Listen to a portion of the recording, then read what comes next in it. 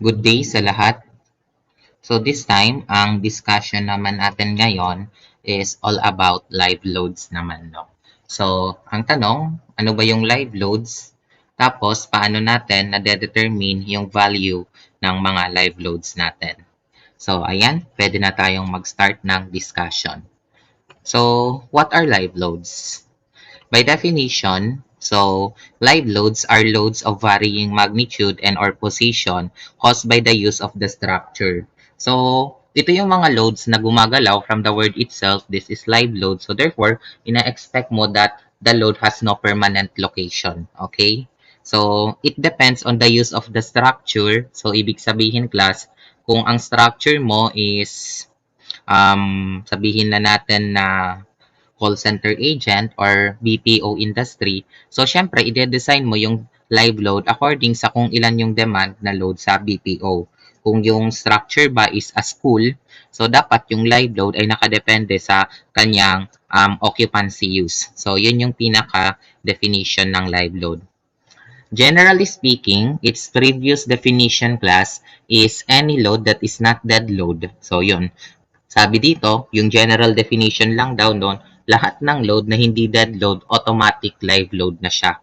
However, some non-dead loads like wind and earthquake loads have their probability of occurrence is different than those loads due to the use of structure. Thus, current codes describe live loads as the loads due to its use. So, kumbaga, noon, yung wind load, kinoconsider natin na live load kasi hindi naman siya dead load. So, as the earthquake load. Kaya lang, may critical kasing aspeto ng pagdetermine ng wind load saka ng earthquake load. So, therefore, ang mga codes, ang gusto niya nang sabihin pag sinabi nating live loads ay any loads na, ano yun no, any load na nakadepende sa usage ng structure natin. Excuse me. So, therefore, the code treats other environmental loads like wind and earthquake loads separately from the live load. So, dahil doon, no, may specific ng provisions para sa earthquake loads, may specific ng provisions para sa wind load. Actually, mas complicated pa nga ang provisions ng wind load saka ng earthquake load as compared sa live loads lang. Okay? So, this table is from screenshot ko lang galing to sa libro ni Russell Hibeler na Structural Analysis. So, this is the minimum live load according sa occupancy ng structure natin, no? So, halimbawa, kung theater ito, no? So, sa theater, so normally dito tayo sa kilopascal. Kapag fixed is seat, 2.87 kilopascal siya. Kapag movable, 4.79. Kapag mga garage, 1.92. So, nakadepende nga ito class sa kung paano mo gagamitin yung structure. So, halimbawa then for office building, kung lobby, 4.79 and for offices, 2.4. Kung storage warehouse, kung light lang naman ang storage nyo is 6. Pero kapag heavy, 11.97. For residential, no, pag mga dwellings lang, 1.92. Tapos kung mga hotels, so ito siya. So yun yung live loads, nakadepende nga siya sa occupancy ng structure. Ganon din dito sa school natin, no? So, this is a simplified table. However, a more detailed table for live loads can be found in Section 205 of the National Structural Code of the Philippines, Volume 1, 7th edition. So, nasaan yon? Wait lang. Erase ko lang to. So, kung napansin nyo, ito yung dead load natin nung nakaraan. Ngayon, ang pag-uusapan naman natin ay live load. So, actually, may definition din ang NSCP class regarding sa live load. So, general, live load shall be the maximum loads expected by the intended use or occupancy but in no case shall be less than the loads required by this section. So, yun nga class ang definition ng live load. So, yun. Itong mga table natin naman, minimum naman siya. So, sa table 205-1, minimum to. So, ibig sabihin, class, pwede mong dagdagan, depende sa trip mo. Basta ang NSCP nagsasabi na this is the minimum allowed. Okay, so, as I said earlier, nakadepende, class, ang inyong live load. We are referring here lang muna sa uniform load. Hindi na natin kailangan gawing complicated, saka na natin intindihin itong concentrated load na to. So, dito muna tayo sa uniform load. So, this time, no, for the case of these live loads naman, nakadepende yan class sa kung anong paggagamitan mo. So, mas detalyado ang Section 205 ng National Structural Code of the Philippines. So, kung ito ay teatro, katulad ng nasabi ko, kung fixed seat, movable seat, so stage area, lobbies, and platforms, so depende.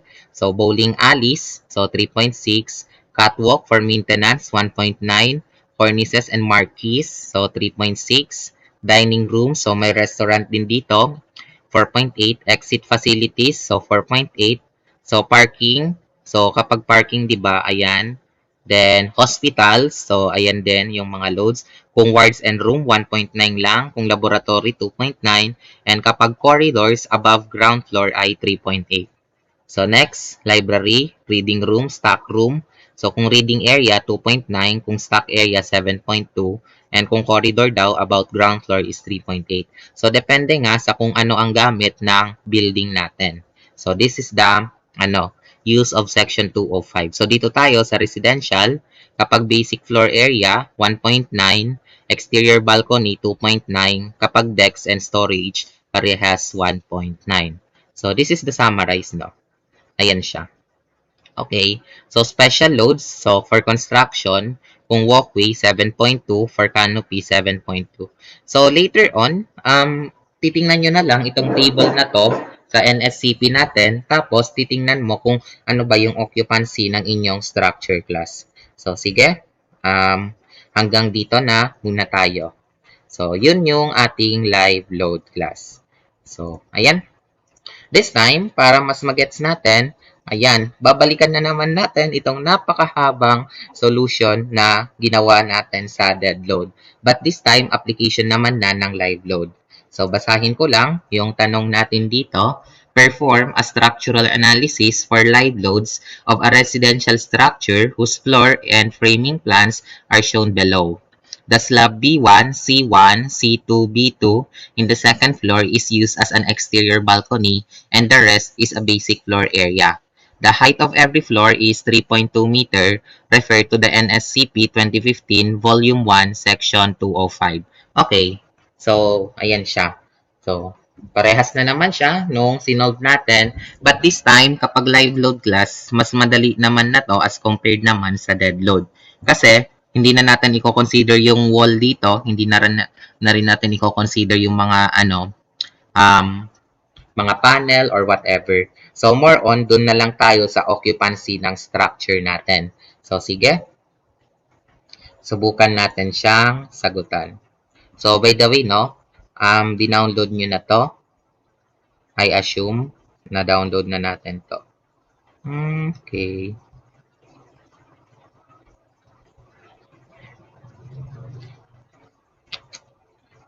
So, i-open ko muna yung OneNote ko. Dagdag lang muna ako.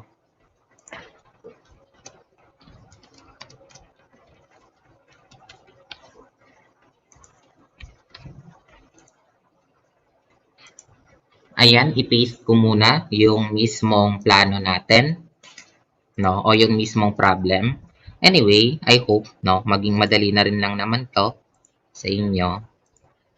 Madali lang naman ang structural theory, di ba? Very basic subject.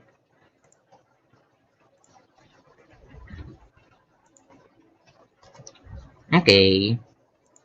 So, ito siya. Ayan. So, hinighlight ko lang muna. Ngayon, since analysis of live load tayo, remember, kung babasahin nyo yung problem, so magso-solution na ako, no? Ilalagay ko na yung solution. Sige, magsulat na nga ako.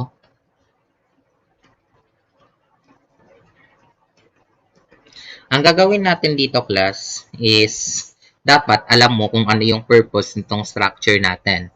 So, kung babasahin mo, perform a structural analysis for live loads of what? A residential structure. So, therefore, kung residential structure daw siya, so, based sa ating NSCP, taas ko lang to class, diba? Tama ba? Nandito siya.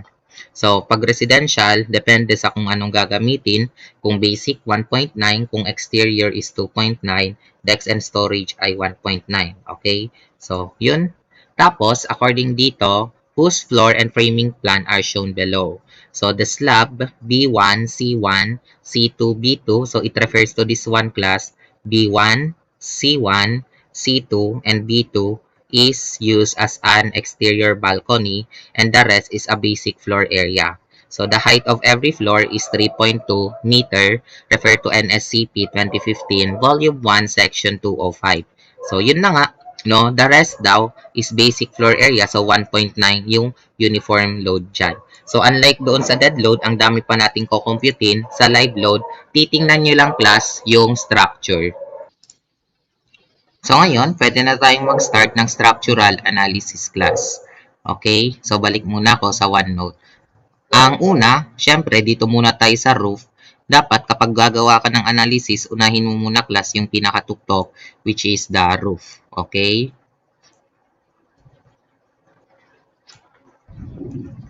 Ngayon, i-paste ko muna ang unang step palagi. Katulad to kanina class, no? Punta muna tayo sa roof to roof beam. Roof slab to roof beam. So, which is, kung babalikan natin, yung 3-dimensional model natin, nitong STAAD, ay nitong structure, itong mga beams natin. So, nandito siya. Itong 10 na kinocompute natin kanina. But, ulitin ko, mas madali na rin naman ang computation dahil wala ka nang i-consider na mga walls. Saka wala nang self-weight kasi ang self-weight pang dead load din lang naman yan. So remember, roof ito. So bubong na to. And based dito sa SketchUp natin, magsisilbi na tong portion na to as roof deck. Diba? So this is a roof deck class. Ngayon, kung babasahin nyo ang National Structural Code of the Philippines class, nakalagay dito na kapag roof deck, ang mangyayari dapat daw is same as area served or occupancy. So, kapag may roof deck ka, i-assume natin na yung bubong is a roof deck. So, kung residential ang structure mo, dapat residential din ang assumption sa roof deck. Kung commercial ang assumption nyo sa building, dapat commercial din yung assumption nyo sa roof deck. So, yun yung pinaka gustong sabihin nitong roof deck natin. So, therefore, since residential, malinaw na malinaw sa problem natin na residential yung structure, so ang gagamitin natin class, sabi mo, basic floor area, exterior decks, or storage. So, normally, kapag residential, we are dealing with the basic floor area. So, kumbaga, all throughout the structure, no, all throughout the, ang gagamitin natin na unit weight dito ay 1.9 kilopascal. This is, per NSCP. So, kung maalala nyo, alam nyo rin naman na yung framing plan is nandito. May beam dyan. Tapos, may beam dito. And lastly, i-drawing ko na yung framing plan niya o yung framing distribution. Pag ganito. Tapos, ayan. Basta alam mo lang kung one way or two way. Then, lastly, ayan siya. Okay? So, sige, simulan na lang natin tong analysis natin. So, sisimulan ko kay A1 to B1. Ganon din lang naman. Medyo bibilisan ko dito para hindi naman maging mahaba katulad ng previous na video presentation. Yung A1, B1, halata naman na class na 4 meters to. So, therefore, drawing mo as 4 meters.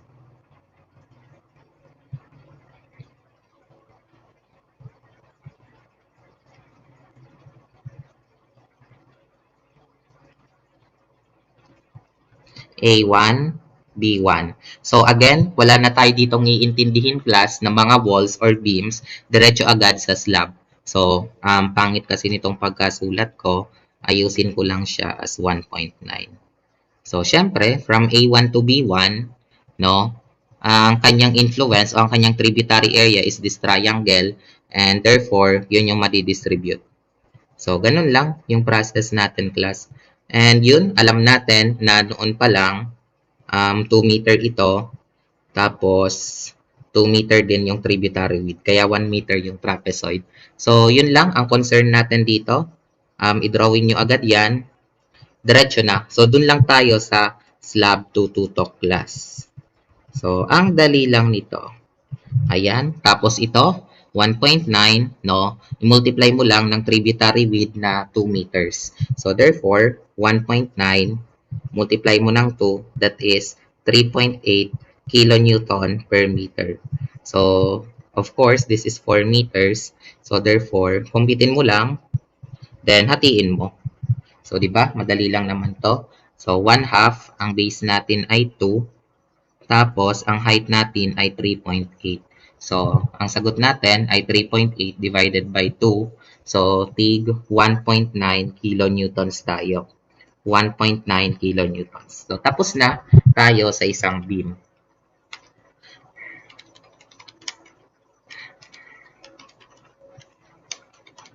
Okay? So, tama ba?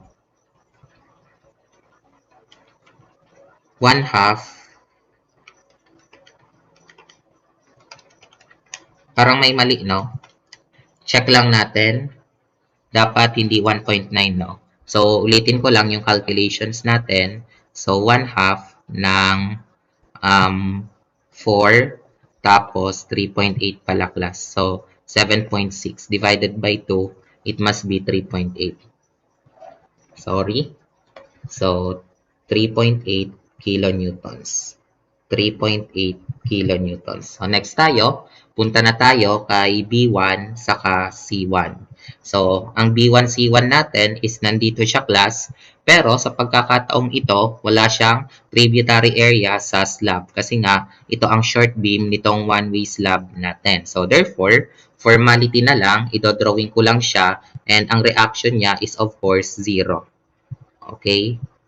Kasi, hindi natin i-consider yung dead load dito. Kasi nga, ang pinag-uusapan natin ay live load. And since wala nga ditong load, automatic 0 na to, at the same time 0 din dito. So, next tayo, for A2B2, diretso na tayo, no? Yung A2B2 is another 4 meter high and 4 meter length, and itong dalawang areas ang i-consider natin for live load. Okay.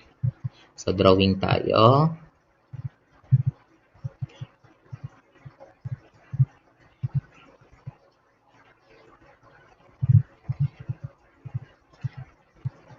So, yung una na i-consider natin class is this triangle, no? Ayan muna yung i-consider natin. And remember, the tributary width of this triangle class ay 2 meters. So, therefore, pag drawing natin siya dito, ang magiging itsura niyan ay ganito. Ulitin ko, pag drawing natin siya dito, mali pala yung pagka-scale ko ng beam. I-redraw ko lang yung beam, no?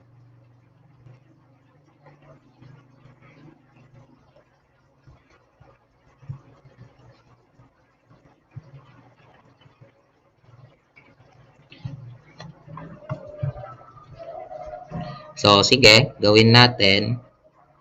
Ayan siya.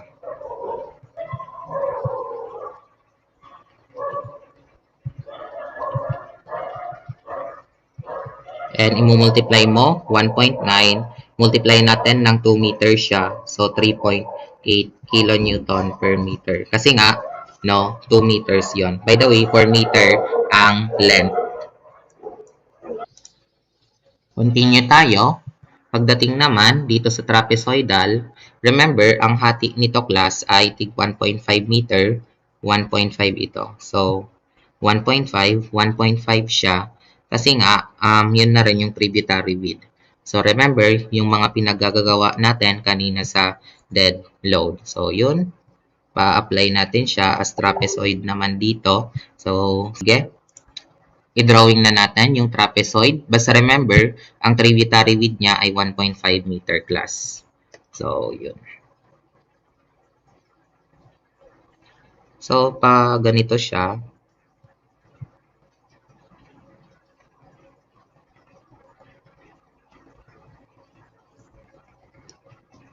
So, ang gagawin nyo, 1.9 times 1.5 kasi nga, dapat i-multiply natin yan ng tributary width. So, 1.9 times 1.5 class ay 2.85 kilonewton per meter. So, alam nyo na rin naman, on the other hand, that this is 1 meter. So, ang gagawin na lang natin, computin nyo yung reactions. Okay? So, compute the reactions there. For triangle, 1/2 ng base which is 4. Tapos, ang height natin ay 3.8. Sa trapezoid, 1/2. Ang base natin ay 4 plus 1. Tapos, ang height ay 2.85. So, ang sagot natin ay 14.725. Divide natin both sides by 2. So, 7.363. So, 7. So, ayan class ang sagot natin.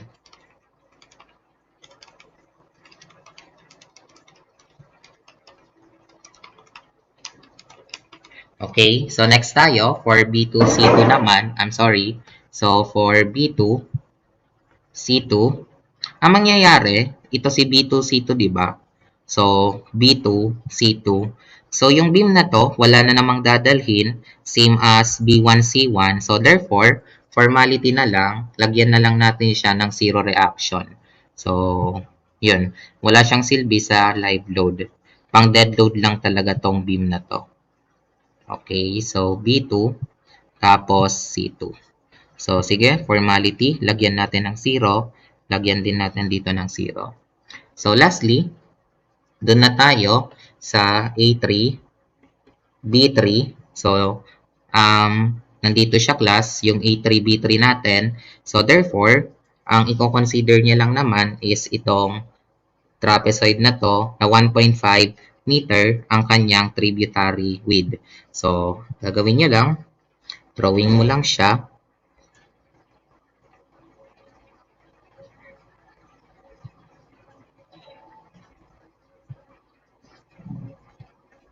Tapos, ilagay natin yung trapezoidal loading.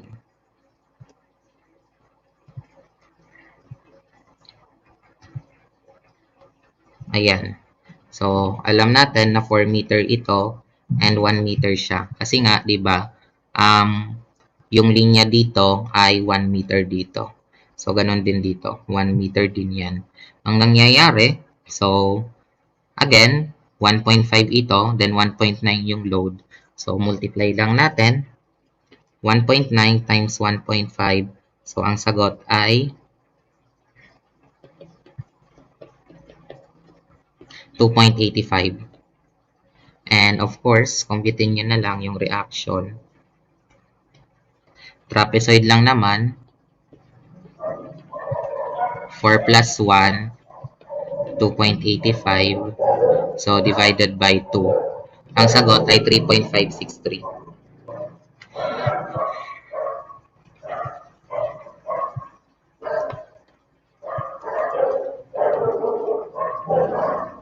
So, ayan siya. Next tayo, dito naman na sa A1, A2. So, itong beam na to, yung i-consider na natin. So, sige, drawing na tayo. A1, A2 is 5 meter high class, di ba? So, yun. Ganun lang siya. Ay, 5 meter long.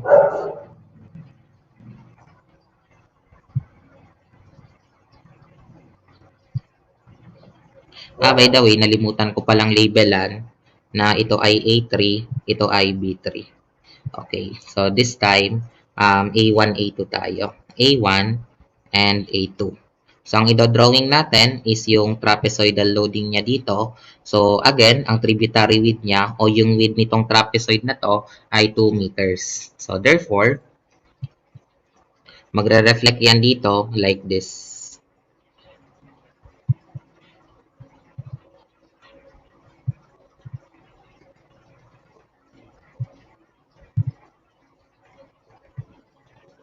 So, ang mangyayari is 1.9 multiply natin ng 2, 3.8 kilonewton per meter. So, on the other hand, 1 meter nga ito and 4 meters, sa pagkakataong ito, 1 meter ito and 5 meters yung length ng beam. So, sige. Diretso lang natin to. So, kumpitin nyo lang yung area ng trapezoid, 1/2 ng 5 plus 1, then 3.8. Tapos, divide mo lang ng 2. So, 5.7.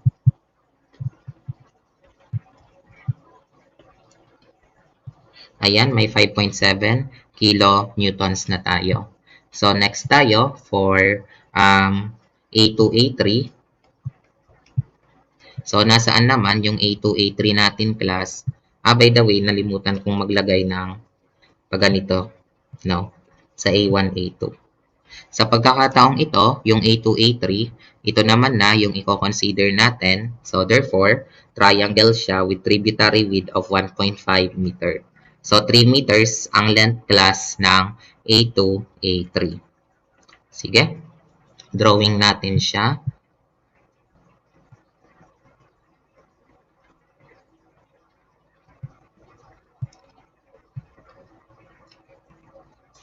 This is A2, A3, and triangle yung loading niya.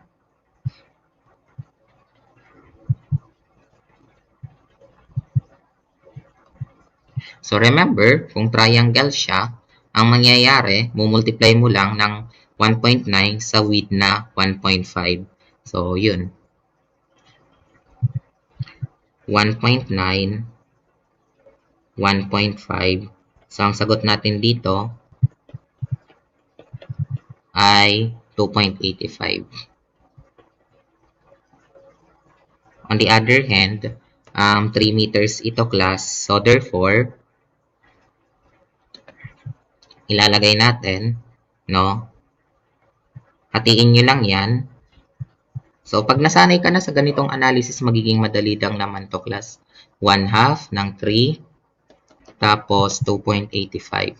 1/2 ng 3 times 2.85. So divide lang natin siya ng 2. So 2.138. Then 2.138 kilonewtons. So ayan. Malapit-lapit na tayo. So, B1 to B2 naman na ang sunod na analysis. Tama ba? Yes, tama. B1 to B2 naman na tayo. So, sa pagkakataong ito, from B1, B2, ito siya. Ang titingnan natin, dalawa, may trapezoid siya. At the same time, meron tayong one-way distribution dito na uniform load. So, ayun. Unahin muna natin yung trapezoid.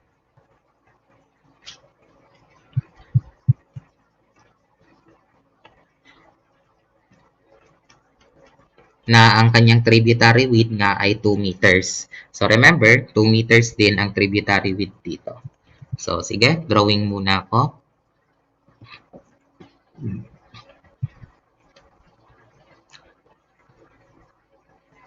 Five meters din yung length niya.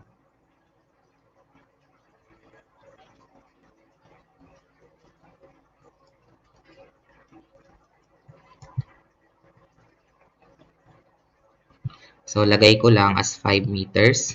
So syempre, kung trapezoid yung shape niya doon, dapat trapezoid din ang magre-reflect sa structure natin.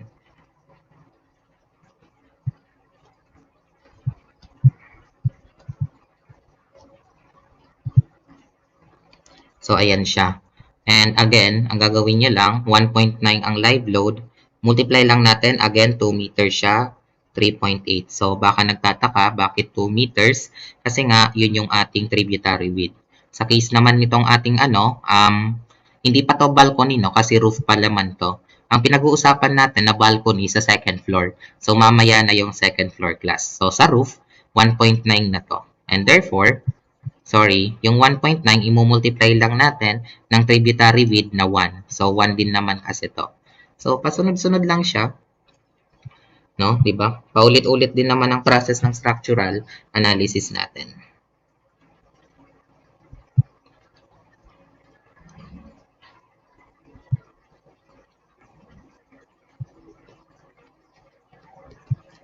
So, mumultiply natin yung 1.9 by 1. So, 1.9 times 1 meter lang. So, 1.9 kilonewton per meter. So, alam nyo naman na, ang next step dito, computein nyo yung magiging reaction dito sa dalawa. So, due to symmetry, so, ano lang to, unahin ko yung trapezoid, 5 plus 1, tapos 3.8, tama ba? Oo, so 3.8 siya.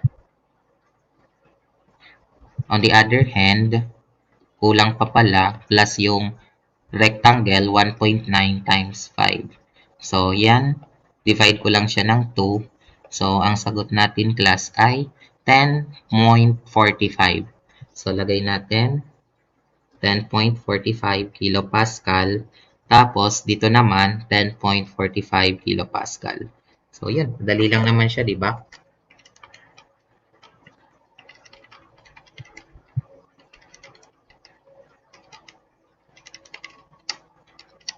So, next tayo for beam B2, B3.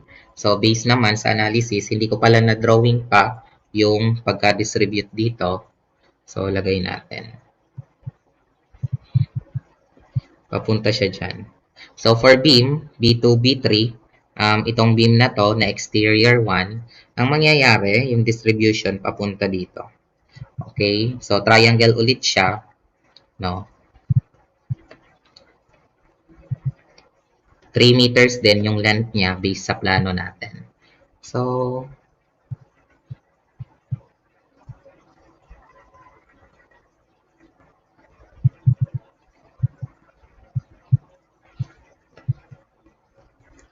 again, triangular siya.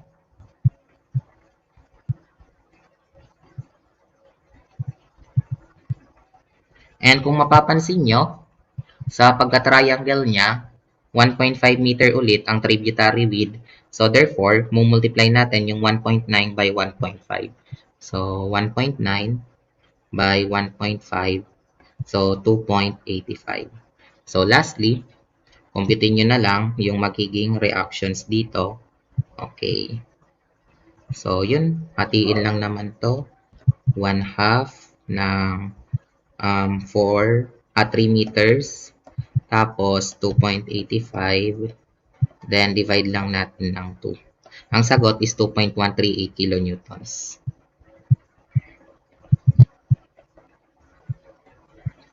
So, for the last beam, so which is C1, C2, doon naman na tayo magpo-proceed class. C1, C2. Ano lang naman yon 5 meter ulit siya.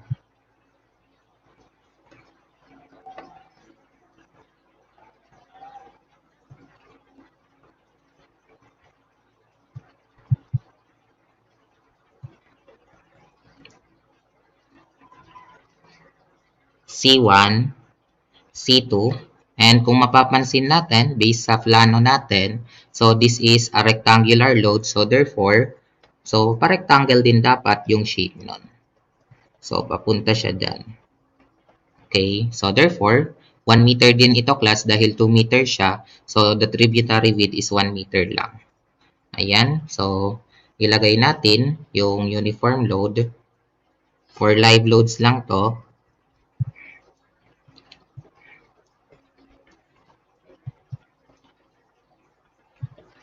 Okay, so 1.9 times 1, so 1.9. And of course, this is 5 meters. Gawin nyo na lang, compute nyo na lang yung reactions dito. So, gagawin nyo lang is 1.9 times 5. Diba? 1.9 times 5. Then, divide mo na lang siya ng 2. Ang sagot ay 4.75. Ganon din dito, 4.75 kilonewtons. So, yun. Nakasolve na tayo class, no? So, after natin ma-solve yung lahat ng beams, ang sunod na gagawin naman natin class ay tuungkol sa mga columns. So, kung babalikan natin yung dati nating ginawa dito, no? Kung maalala nyo, yung mga pinaggagawa natin dito, medyo naglalag lang kasi, sandali lang. After natin, dito sa roof, ang sunod na ginawa natin ng analysis ay, kasi diba, nung nag-dead load tayo kanina, ang sunod is from roof beam to second floor column. So, yun din ang same step na pagdadaanan ng structure natin. So, sige. Balik tayo.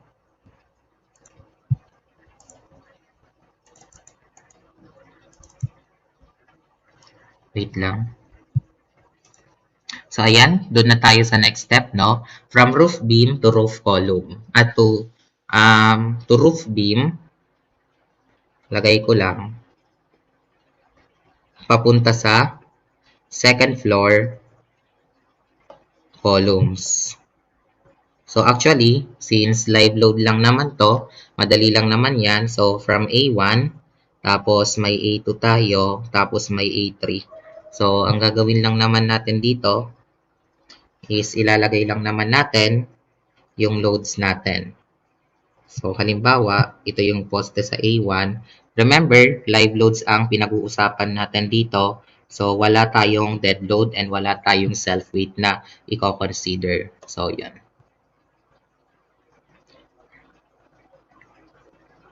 So, therefore, ang ilalagay ko lang dito sa A1 class is yung lahat ng beams na nakakonect dyan.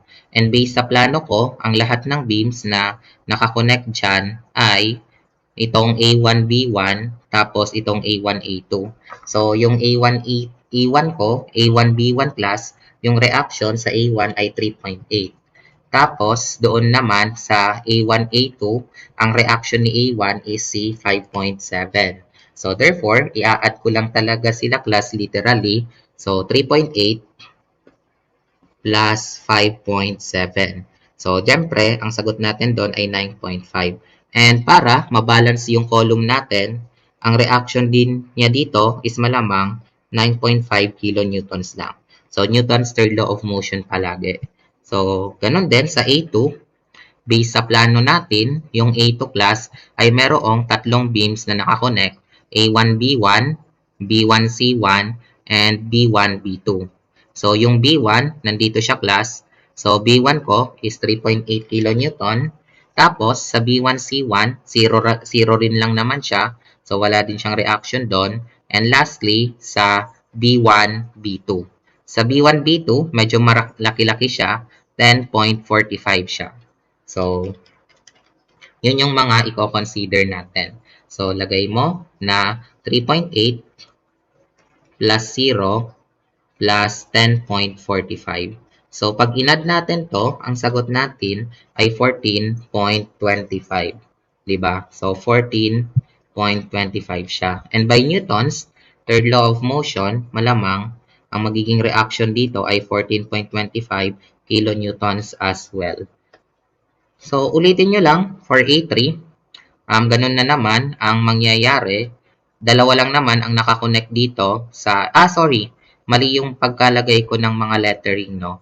Hindi to A1, A2.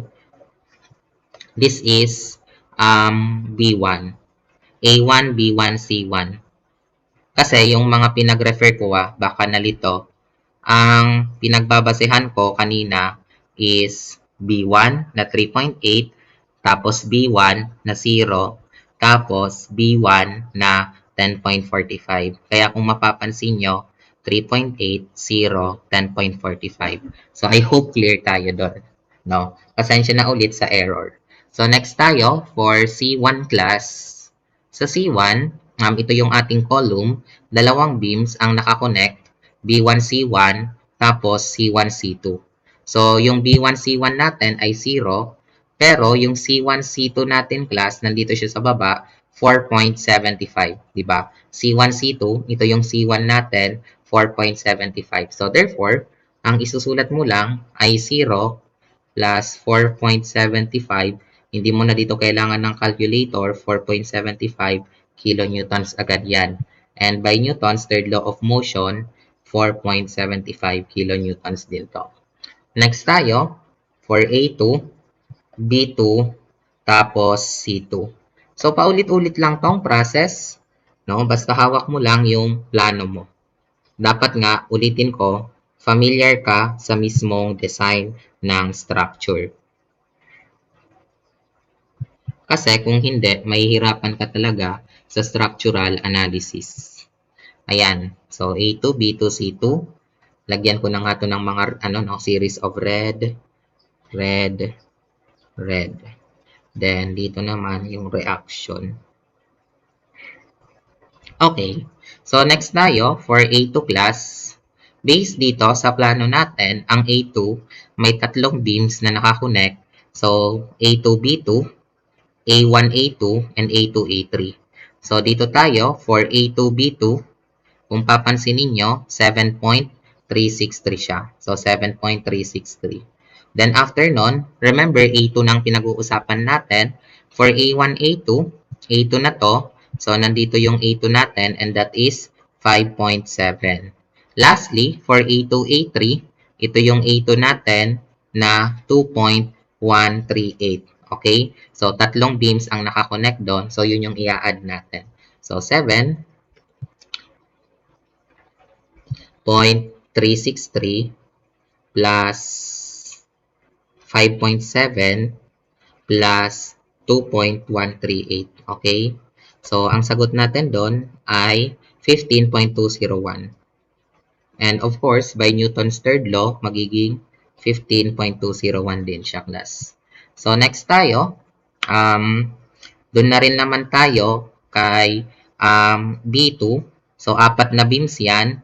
A2, B2, B2, C2, B1, B2, and B2, B3. So, dito tayo. Remember, B2 na. So, ang B2 natin ay 7.363. Okay, 7.363. Plus, dito, for B2, C2, ang B2 natin ay 0. Plus, no? For B1, B2, ang B2 natin ay 10.45. Tapos, from B2, B3, that is 2.138. Okay? So, 2.138 siya. And ipapareflect natin yan dito ngayon. So, sige. Sulat natin siya. 7.363 plus 0 plus 10.45 plus 2.138. Pag tinotal natin yan, class, ang sagot ay 19.951. And therefore, syempre, this will be 19.951 kilonewtons. So, lastly, for C2, dalawang beams lang naman yung connected doon. So, for C2, meron tayong B2, C2, and C1, C2. So, remember, C2 na ang pinag-uusapan natin. So, for C2, ito muna siya. Wait lang. B2, C2. So, 0 muna siya. Plus, for C1, C2, ito siya. C1, C2 plus 4.75. So, therefore, ang mangyayari ay 0 plus 4.75. So, ang sagot natin doon ay malamang 4.75 kilonewtons. And by Newton's third law, this will be 4.75 kilonewtons as well. So, for last two columns, doon tayo sa A3.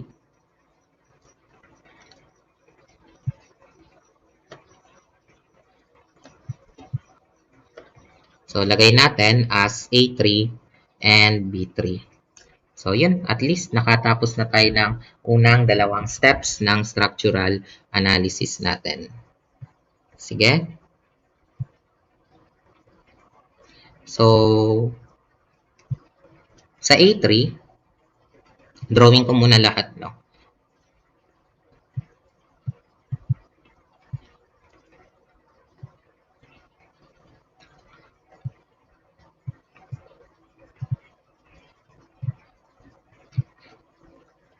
So, for A3 class, ang mangyayari naman doon, no? A3, nandito siya. So, unahin ko muna yung A3, B3 natin. So, based dito, ang reaction niya ay 3.563. On the other hand, dun tayo sa A2, A3, ito rin, i-consider natin yan as 2.138. Okay? So, dalawa. So, dagdag natin siya as 3.563 plus 2.138. Ang sagot natin doon, pag in-add natin sila, is 5.701. And therefore, syempre, ang magiging reaction din dito, 5.701 kilonewtons. So, ganun din sa B3 class. Tingnan nyo muna yung ating B3. 3.563 siya dito. Diba B3 na? 3.563. Tapos, B2, B3. So, 2.138 din siya. So, therefore, parehas lang pala siya ni A3. So, 3.563 plus 2.138. So, 5.701. And therefore, ang reaction din ay 5.701 kilonewtons. So, nakatapos na tayo ng unang dalawang steps nitong structural analysis. So, sige, ang sunod natin ay consider is from second floor slab to the second floor beam. So, di ba, yun naman talaga ang pag-uusapan natin. So, balik ako dito sa plano. We are now referring to the second floor plan.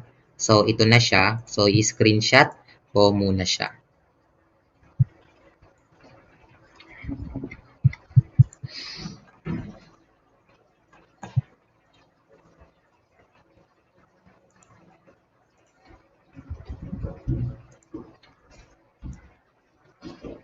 Okay. So, second floor slab to second floor beam. Remember, according to the problem class, no? Second floor na tayo, ah. So, may nakalagay dito na importanteng sentence. The slab B1, C1, C2, and B2 in the second floor is used as an exterior balcony and the rest is a basic floor area. So, ibig sabihin ng class, we are referring now here sa second floor natin, system. So, ito kasi yung third floor, walang problema. Ano lang naman to, bubong. Pero sa case ng second floor, ang mangyayari, itong nandito sa dalawa, no, ilagay ko lang dito na for this structure, this is 1.9 kilopascal pa rin. Tapos, yung live load dito ay 1.9 kilopascal. Pero, dito sa ating panel, no, dito sa B1, B1, C1, C2, and B2, since exterior na siya, 2.9 ang gagamitin natin dito. So, yun lang. Iba lang yung load, live load dito sa labas tapos sa loob, but still, the analysis will be the same. So, mag-drawing ka ng framing system. So, for two-way slab. So, pag ganyan siya.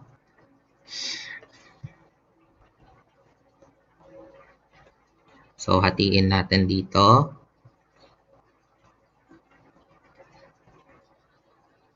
So, ayan. Okay. So, ganun din. Ang gagawin ko lang nga, class, ika-copy-paste ko lang tong lahat, no? Papalitan ko lang siya. Kasi, parehas lang naman yung magiging analysis natin. Sige na nga, wag na lang. So, sige, simulan na lang tuloy natin yung analysis from A1 to B1. So, I am referring to this beam.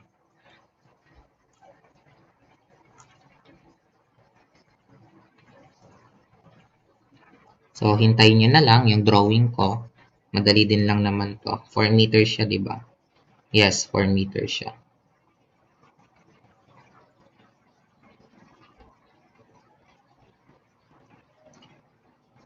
Tapos, triangular loading siya dito.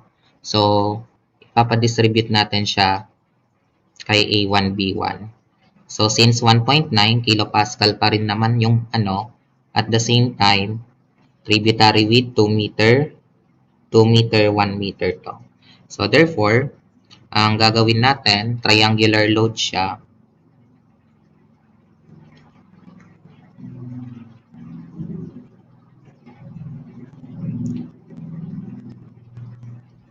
Ayan. So, this is 1.9. Multiply natin siya class ng 2. So, 3.8 kilonewton per meter. Likewise, this is 4 meters daw. And therefore, compute agad the reaction.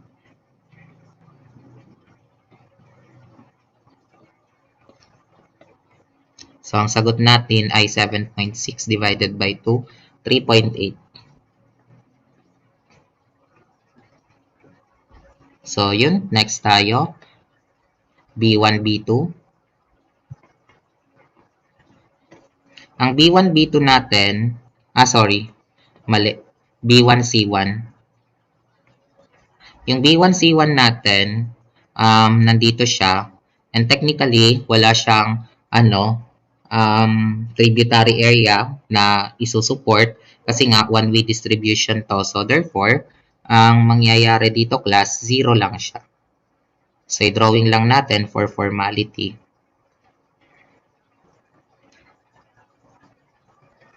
So parehas yan, 0. So next tayo is A2, B2. So yung A2, B2 natin, alam nyo, nandito siya. So dalawa ulit to, isang 2 meter. On the other hand, no, familiar naman kayo na pagdating dito, 1.5 ito, tapos 1.5 ito, then 1 meter. So 1.5 meter yung tributary area ng trapezoid. Tributary width. So dito muna tayo kay triangle. So na 2 meters. On the other hand, dito rin sa trapezoid na 1.5 meter. So yan yung dadalihin niya. And the loads are both 1.9 kilopascal.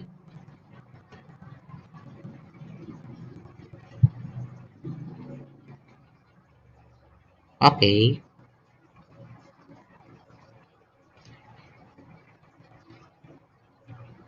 So, drawing ko muna yung triangle load natin.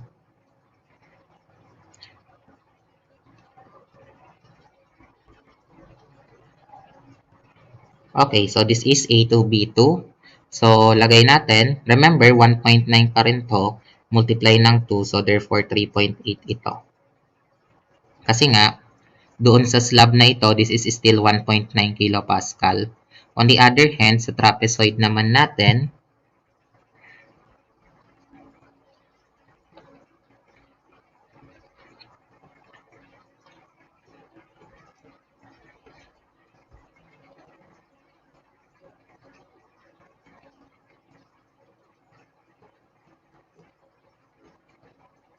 so, drawing natin, still 1.9. Pero nga, yung tributary width niya ay 1.5 meters nga. So, therefore, lagay natin as 1.5. So, ang sagot natin doon ay 1.9 times 1.5. So, 2.85 kilonewton per meter. So, ang next step na lang, hanapin mo tong total load, then i-divide mo ng 2 kasi dalawa silang maghahati. So, yun. Unahin ko muna tong triangular load. So, 1/2 ng 3.8 times 4 plus 1/2. The bases are, remember, 4 plus 1. Hindi ko pala nailagay. 1 meter ito. 4 meter yung span ng beam. No, 4 plus 1, 2.85. So, ang sagot natin ay 14.725. Pag dinivide natin ng 2, 7.363 kilonewtons. So, sige. 7.363 kilonewtons. So, yun. Meron na tayong sagot doon.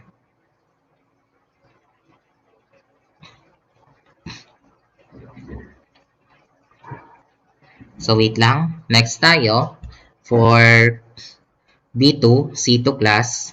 Si B2, C2, kung mapapansin nyo, katulad siya ni B1, C1, wala siyang tributary area. So, for the purpose of formality, ilalagay ko na lang siya as B2, C2, pero wala siyang dadalhin. So, lagay lang natin na 0 para at least may basehan tayo. Excuse me. B2, C2, parehas yan. 0. Then, lagayan ko pa rin ng 2 dimension na 2 meters. So, dito pala, no, nakalimutan kong lagyan ng 2 meters. So, lastly, doon na tayo sa A3, B3. Yung A3, B3 natin, I am referring to this one.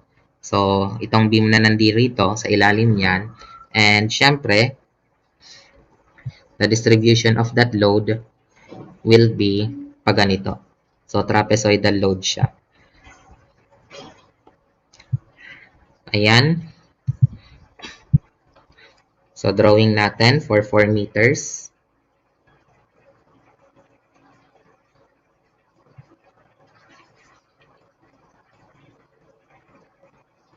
A3, B3, and trapezoidal load siya, class.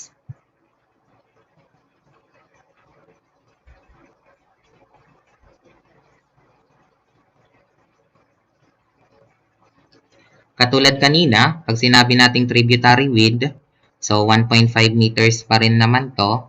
So therefore, ang gagawin ko na lang is yung 1.9 multiply natin ng 1.5 plus.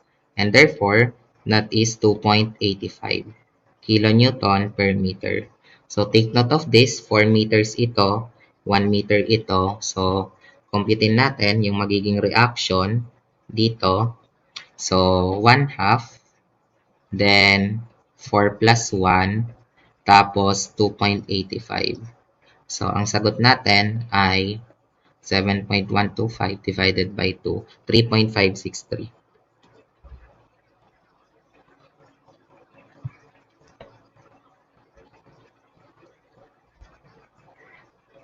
So ayan, na-compute na natin yung unang 5 beams. So next tayo, dito naman na tayo kay A1, A2. So sige, continue na lang tayo, class, no? A1, A2 is 5 meter long.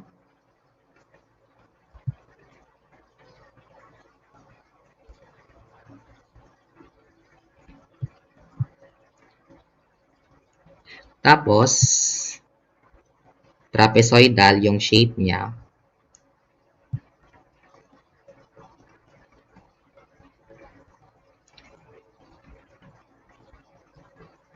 So, lagay ko lang, this is A1, this is A2. Okay, so for the trapezoidal shape na nandito, i-distribute siya. Ayan. So, 2 meter, di ba? 2 meter ang tributary width niya. So, therefore, ang mangyayari, ilagay natin dito as 1.9 multiplied by 2. So, 3.8 kilonewton per meter. Likewise, this is 5 meter and this is 1 meter. So, pag kinompute natin, yung reaction, okay. So, simpleng area lang naman to ng trapezoid. So, 1 half, 5 plus 1, then 3.8. So, ito yung area ng trapezoid. Divide nyo palagi ng 2. So, this is 5.7 kilonewton. 5.7 kilonewton. Okay. So, dito, next tayo is yung A2, A3. So, walang problema sa A2, A3 natin kasi we are referring to this beam and triangular naman siya with a tributary width of 1.5 meters. So, papunta siya dito. Okay, so 1.5 meters yon. And therefore, pag drawing natin siya,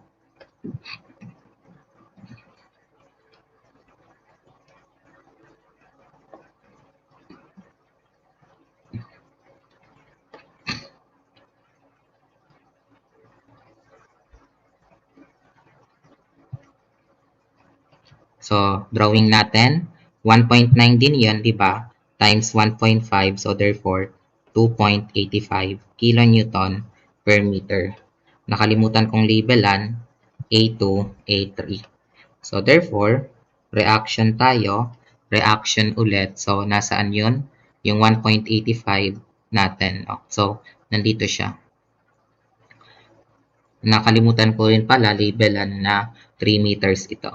So, yun, computein mo lang yung area, 1 half ng 3, 2.85.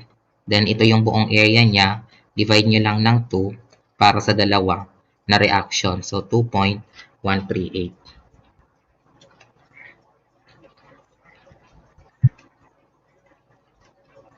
Ganito rin, 2.138. So, ayan. Dito na tayo.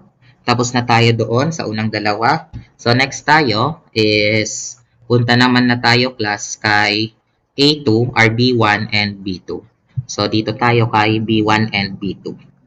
So, kailangan kong makinig kayo dito kasi medyo importante ang sasabihin ko ngayon dito. So, B1 and B2 na tayo.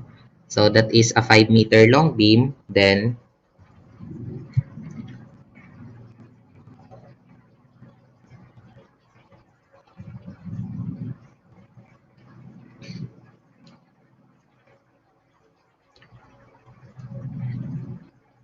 B1, B2, 5-meter long.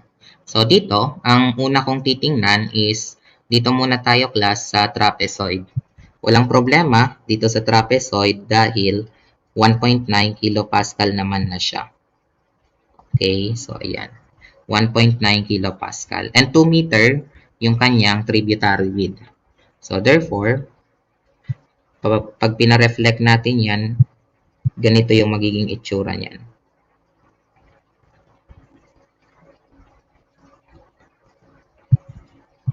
So, lagay natin siya. 1.9 multiplied by 2 is 3.8 kilonewton per meter. So, okay na tayo doon sa trapezoidal, no? And alam nyo rin na 1 meter to by the way.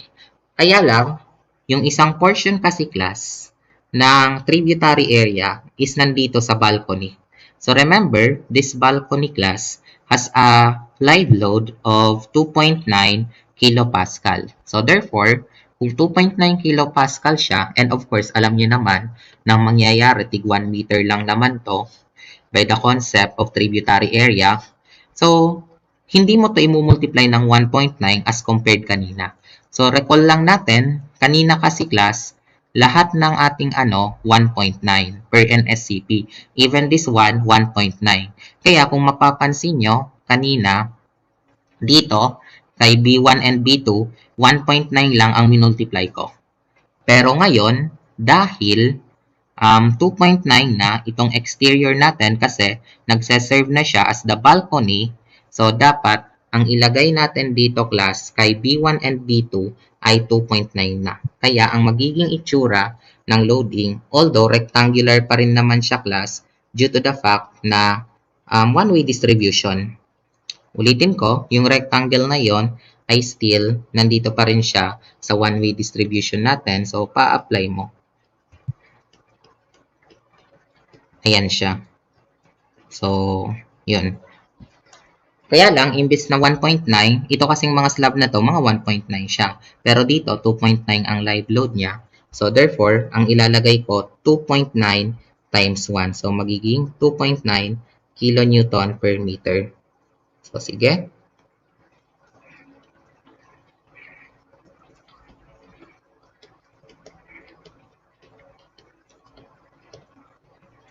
Ayan na, yung para sa ating B1 and B2. So, ulitin ko, hindi dapat dito 1.9 kasi nasa exterior balcony na to na dapat 2.9 according sa NSCP. Remember, kapag exterior balcony, residential to, 2.9 ang ginagamit natin. Kasi baka magtaka kayo saan yun galing. So, dapat marunong tayong magbasa ng provisions ng National Structural Code of the Philippines. Okay? So, sige. Kumpitin na lang natin yung reaction dito.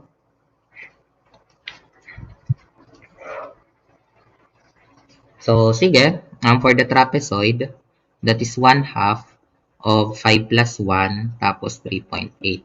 Plus 2.9 times 5, diba? So, ang sagot natin, ito siya, divided by 2. So, 12.95 to.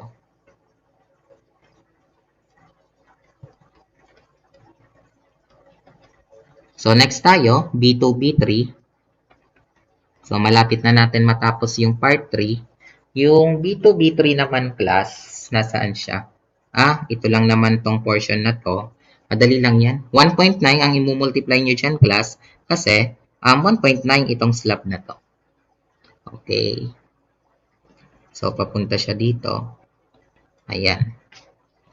1.5 din naman ang tributary width niya. So, sige, drawing natin siya.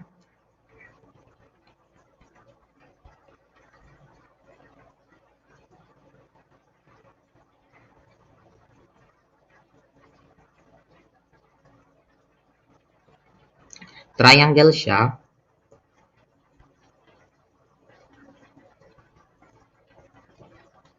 So, B2, B3, which is 1.9, multiply natin ng 1.5. So, 1.9 times 1.5. Ang sagot is 2.85. And lastly, ito ay 3 meters. Okay? So, kumpitin natin yung reactions dito by solving the area of this triangular loading. So, 1/2 ng 3, 2.85 divided by 2. So, ang sagot is 2.138.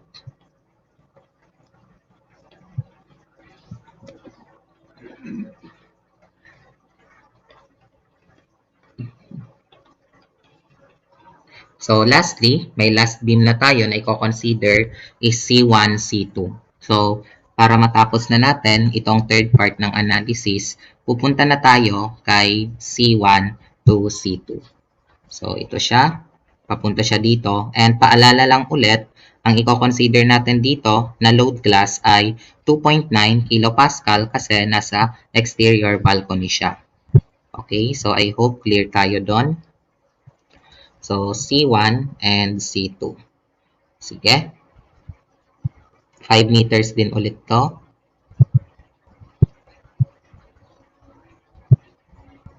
C1 and C2. And kanina, nakita na natin na rectangular yung itsura ng load.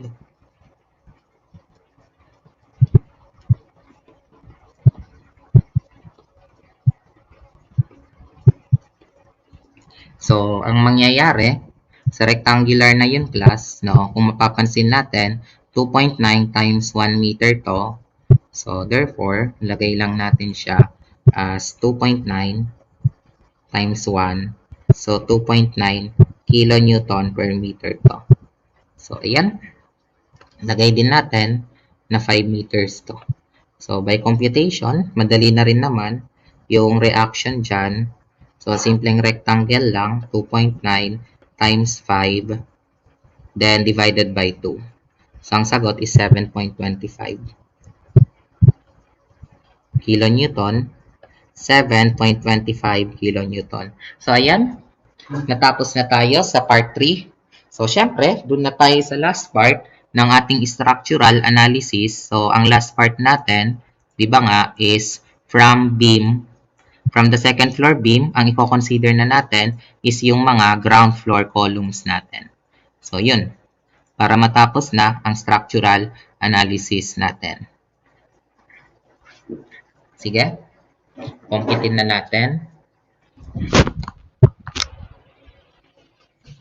Yung pang-apat ay second floor beams to second floor columns. So, ilagay na natin, i-arrange na natin siya as A1, B1, tapos C1, di ba? So, ayun siya. Lagay ko muna. Gawa lang ako ng column.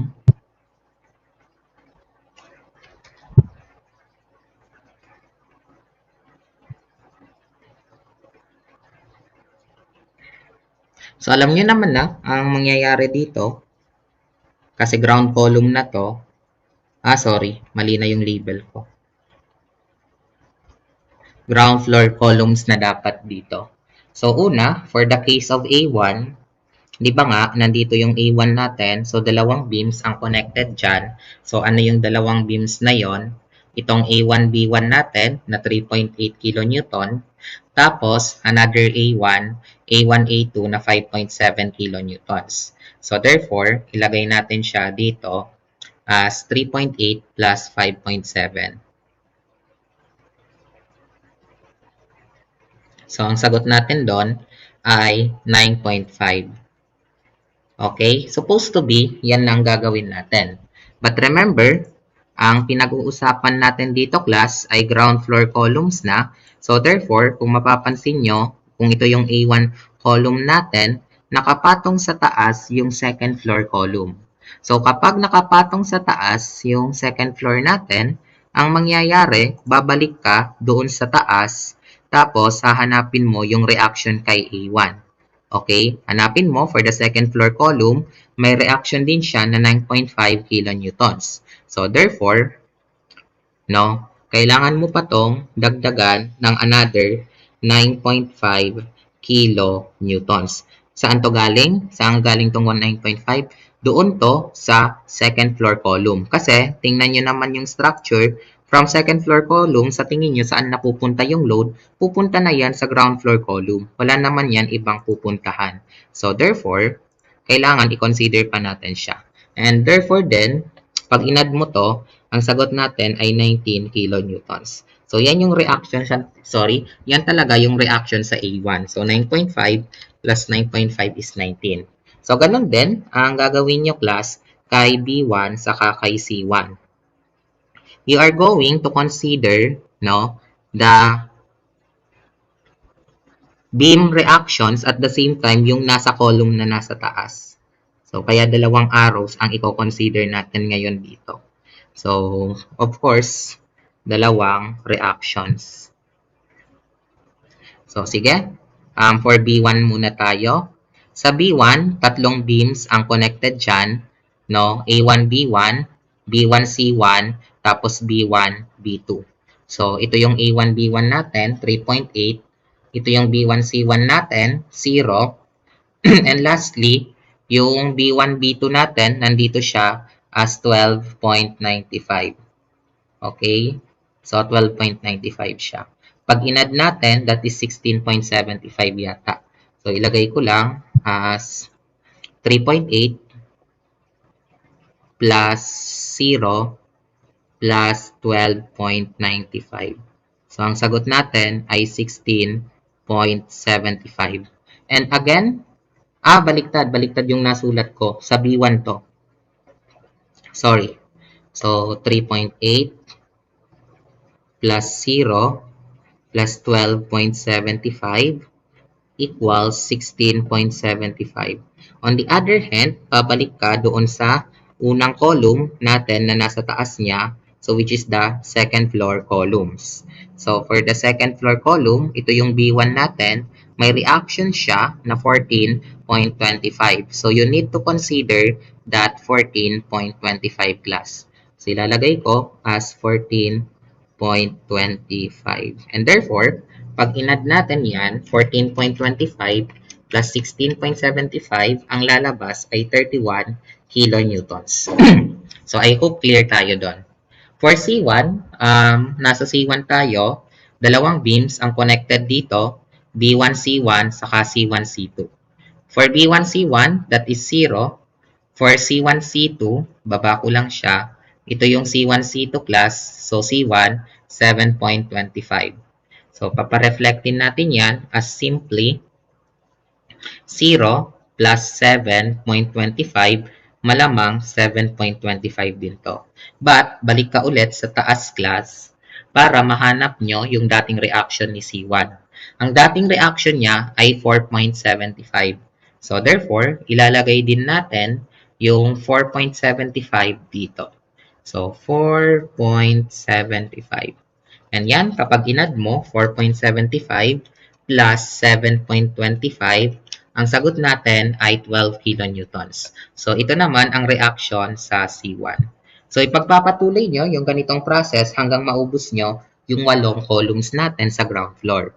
So, A2, sulat ko muna, B2, C2. With the same philosophy,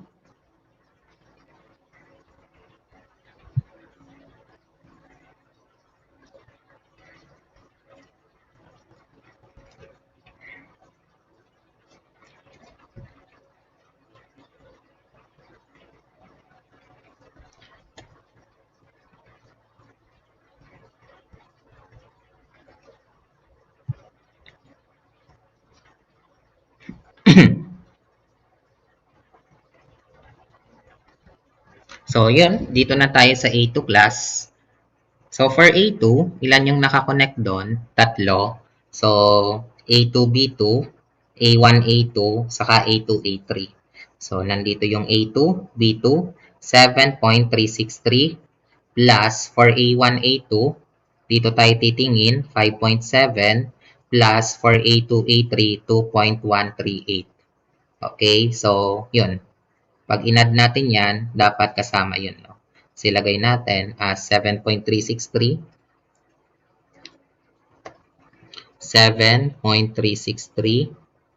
plus 5.7 plus 2.138. Ang sagot natin ay 15.202. And likewise, babalik ka sa nakaraan, then yung A2 doon sa previous natin ay 15.201 as well. So therefore, ibaba mo lang siya. 15.201 pala to. Nakalimutan ko. And dito rin ay 15.201. So, pag inad mo, yung dalawang yan, ang lalabas na sagot class ay 30.402. So, this is 30.402 kilonewtons. So, same logic for B2. Sa B2 class, 4 ang nakakonect na beams, di ba? No. So, alin yon? A2, B2, B2, B3, B1, B2, B2, B3. Sorry. A2, B2, B2, C2, B1, B2, B2, B3. Okay, so sige, diretso natin yan na computein. So, unahin ko muna, B2 na tayo, no? Hanapin muna natin. So, A2, B2. So, ang reaction niya is 7.363. B2, C2, ang reaction niya ay 0. Tapos, B1, B2, since B2 na tayo, 12.95. And B2, B3, 2.138. So, 4 ang i-consider natin dito. So, lagay natin siya dito sa computation natin. 7.363 plus 0 plus 12.95 plus 2.138. And ang sagot natin, pag inad natin to, ay 22.451. And balik natin sa nakaraan, for B2, 19.951 to. Diba? So, for B2, this is 19.951. So, wait lang ah.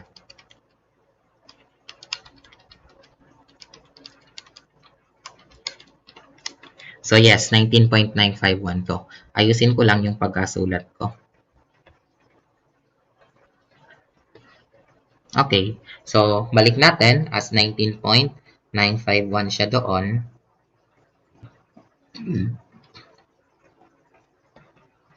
So, i-add mo lang tong dalawa, 19.951 plus 22.451. Ang lalabas is 42.402. 42.402 kilonewtons. Excuse me. So, yes, 42.402. So, for C2 naman, ang gagawin natin, sa C2, dalawang beams lang yata ang nakakonect. C1, C2, and B2, C2. So, B2, C2 muna tayo. 0 siya. Remember, C2 na ang pinag-uusapan natin. Tapos, for C1, C2, 7.25 siya.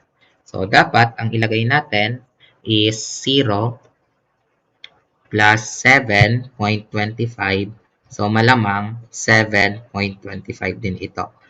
Okay? So, yes. On the other hand, babalik ka ulit doon sa taas para matingnan kung ano yung reaction ni C2. So, 4.75 siya based dito sa second floor natin. So, 4.75.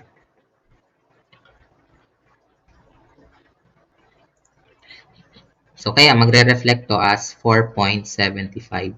And pag inad natin, 4.75 plus 7.25, ang lalabas ay 12 kilonewtons, diba? So, 12 kilonewtons. So, lastly, so, sa natitirang dalawa, A2, A3, tapos B3,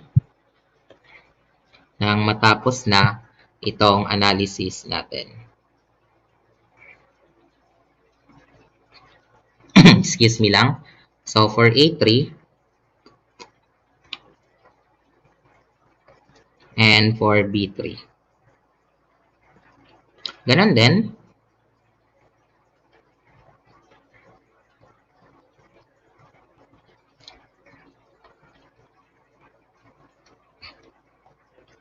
For A3 naman class, ang mangyayari, no, nasa na yung A3 natin? So, dalawa lang naman, A3B3, tapos A2A3. So, for A3B3, ang reaction niya ay 3.563. Remember, A3 ang pinag-uusapan natin. And A2A3, ang reaction niya is 2.138. Okay?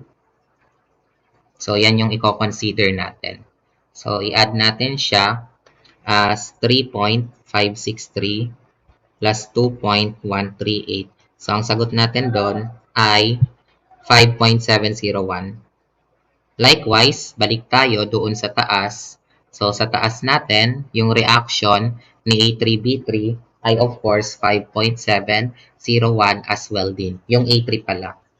So, ipapareflect natin yan as 5.701. So, therefore, pag inad natin yan, ang magiging sagot ay 11.402. So, lastly, for B3 naman, so same logic for B3, based sa plano natin class, no? Based sa plano natin, ito yung B3 natin, dalawa ang nakakonect, A3B3 and B2B3.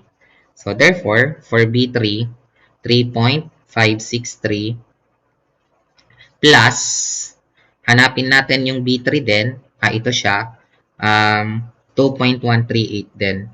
So, therefore, ganun din ang logic natin, idadagdag mo 3.163 plus 2.138. Ang sagot natin ay 5.701. So, balik ulit tayo sa taas. No, kasi sa taas yung ano natin. For B3, this is 5.701 as well. So, lagay natin yung 5.701. So, therefore, pag inad ulit natin itong dalawa, ang magiging reaction doon ay 11.402 kilonewtons. So, ayan class, tapos na tayo sa apat na analysis.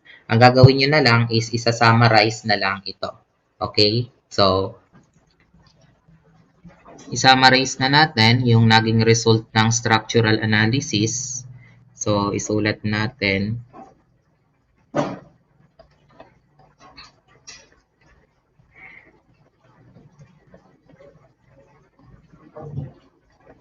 Unahin natin yung nasa, unahin natin doon sa slab, third floor slab to third floor beam. So, yun, yung unang step natin, di ba, is yung from roof to roof beam pala. Wala tayong kino-consider na third floor. So, roof to, excuse me, roof to roof beam tayo. May 10 tayong beams dyan.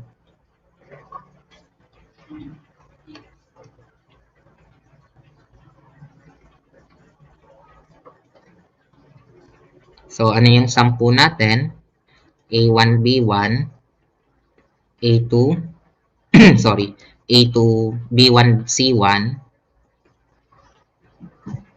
A2, B2, B2, C2, A3, B3. Tapos, meron din tayong A1, A2, A2, A3, B1, B2, B2, B3, and C1, C2. Ayan. So, ngayon, kumbitin natin or alamin natin yung reaction dito. So,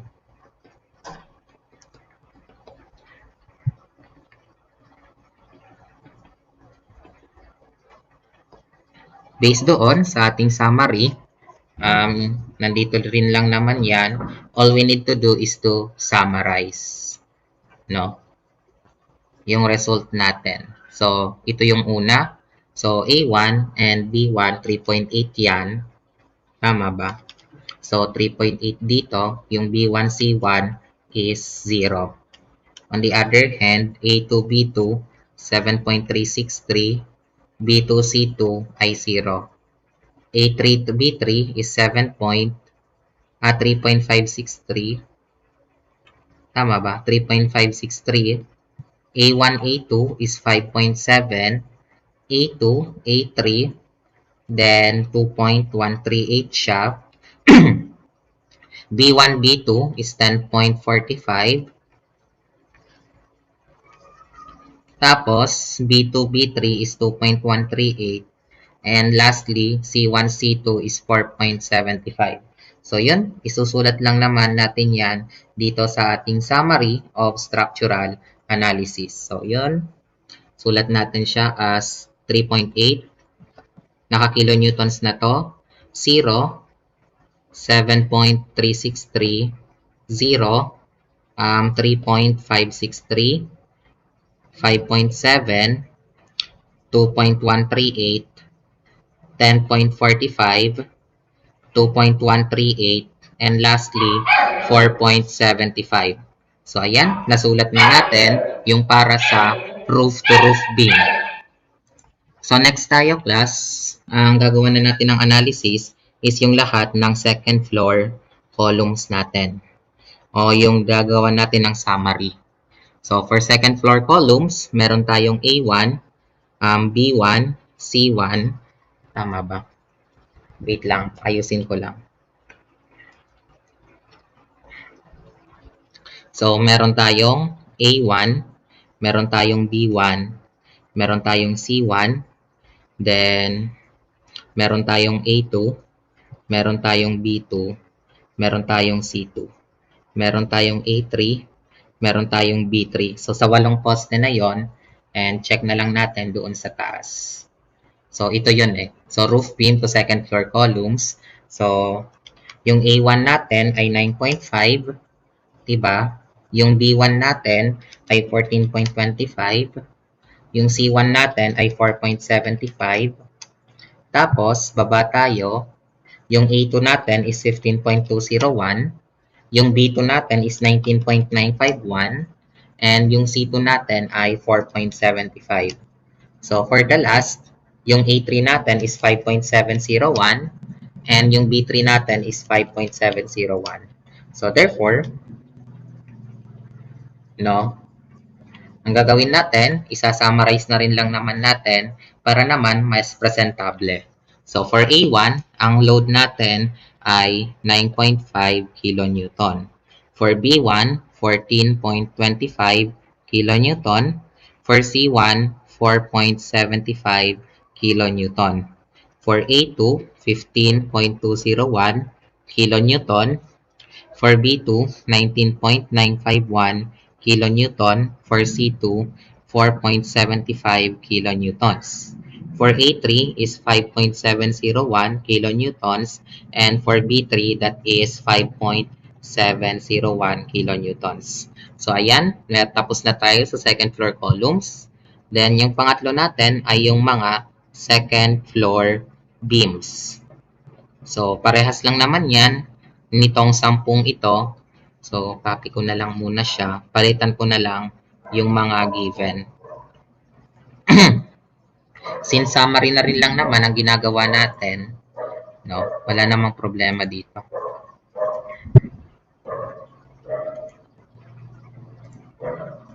Okay. So, maya ko na lang siya erasein. Sige na, erase ko na lang tuloy lahat. No? Tapos, lagyan na lang natin siya ng mga values. Ayan. Dito na tayo sa second floor beams. Ito na siya, no? From the second floor plan, ito na yung second floor beams natin. So, yung A1, B1 is 3.8. Yung B1, C1 nyo ay 0. Tapos, yung A2, B2 is 7.363. Yung B2, C2 ay 0. Yung A3, B3 natin is 3.563. Tapos, yung A1, A2 natin class, B sa reaction, 5.7.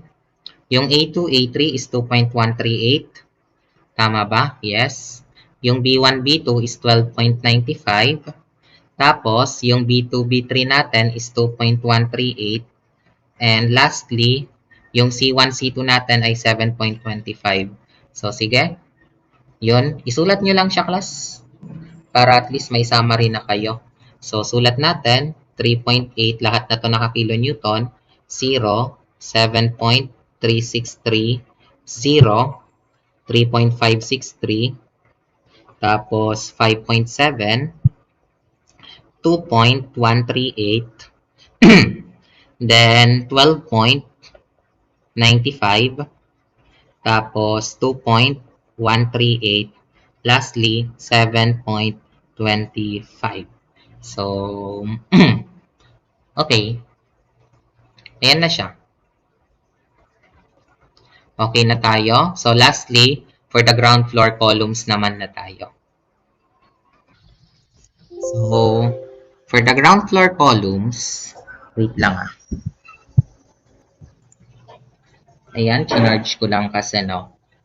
So, i-copy na lang natin yung mga summary dito sa ground floor columns. So, halimbawa, no, yung A1 natin is 19 kilonewton, yung A2 natin is 31 kilonewton, yung C1 natin is 12 kilonewton, yung A2 natin is 30.402 kilonewtons, yung B2 natin is 42.402 kilonewtons, tapos yung C2 is 12 kilonewtons, dito naman is 11.402 yung A3, and lastly, ito rin ay 11.402. So, all we need to do is to write those values. So, sige, simulan na natin. This is 19. This is 31. This is 12. This is 30.402. So, this is 42.402. This is 12 ulit. So, this is 11.402. And this is 11.402. So, yun. Tapos na tayo for the structural analysis class nitong structure natin. So, by the way, no, dapat 5.701 to na para mabasa nyo. So, ito na yung ating summary of structural analysis. So, dito na natatapos itong discussion natin sa part 1 ng live load. Yung part 2, which is the reduction of live load, so nasa next video tayo nun. So, thank you so much.